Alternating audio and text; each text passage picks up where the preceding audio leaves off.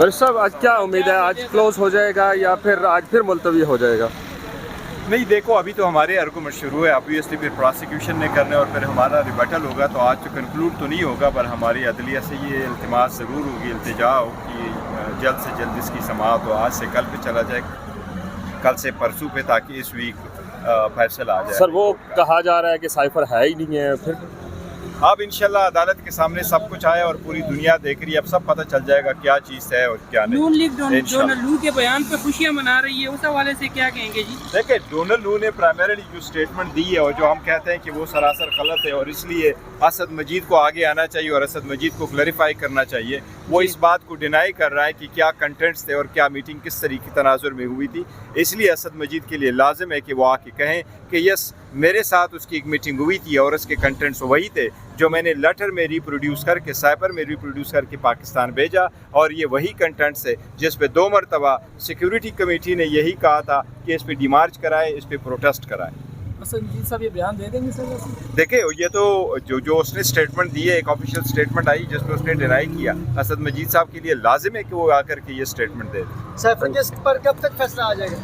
Donald लू ने तो इल्ज़ाम लगाया खान साहब का बयानिया झूठा था। अगर उसको मान भी लिया जाए तो जो केसेस चल रहे हैं वो तो वैसे ही फारिग हो जाते हैं। तो तमाम चीज़ें आप किस तरफ देख रहे हैं? देखिए, सबसे पहली बात तो ये है कि हम तो डोनाल्ड लू की जो मौक़िफ़ है इसको मुस्तरद करते हैं। हम बिल्कुल इसके जो है ना उसमें कोई हकीकत नहीं है। लेकिन अगर ऑफिशियली जिस तरह आपने बात की है तो इस केस की कोई हैसियत नहीं रही, और बहरहाल हम हालात का मुकाबला कर रहे हैं इंशाअल्लाह। सर लगता है आपको इंसाफ मिल जाएगा?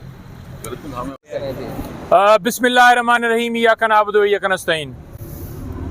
आज इस्लामाबाद हाई कोर्ट में साइफर केस की समाअत है और हम मुअज़्ज़ज़ बेंच से ये गुजारिश करेंगे कि जब रिकॉर्ड के ऊपर ये आ गया है कि ना रिकॉर्ड के ऊपर साइफर है, ना उसके रिलेटेड कोई डीक्लासिफाइड हुआ डॉक्यूमेंट है, तो देखें केस जो है बनाया गया था साइफर के हवाले से, और सज़ा भी अगर सुनानी थी तो साइफर के हवाले से सुनानी थी। साइफर ना रिकॉर्ड के ऊपर है, ना उसका कोई डॉक्यूमेंट है। कसूर सिर्फ इमरान खान का ये है कि उसने एब्सोल्युटली नॉट कहा, उसने हक का कलमा बुलंद किया, अब इस माफिया के खिलाफ खड़ा हो गया।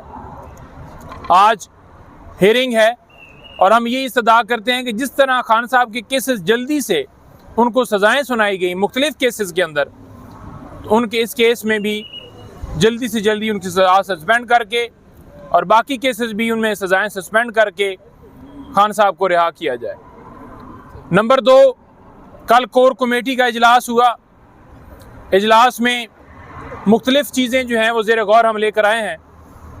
एक तो आपको बताऊं कि राना सनाउल्लाह और मरियम औरंगज़ेब के ख़िलाफ़ कार्रवाई करने का हमने फ़ैसला कर लिया है।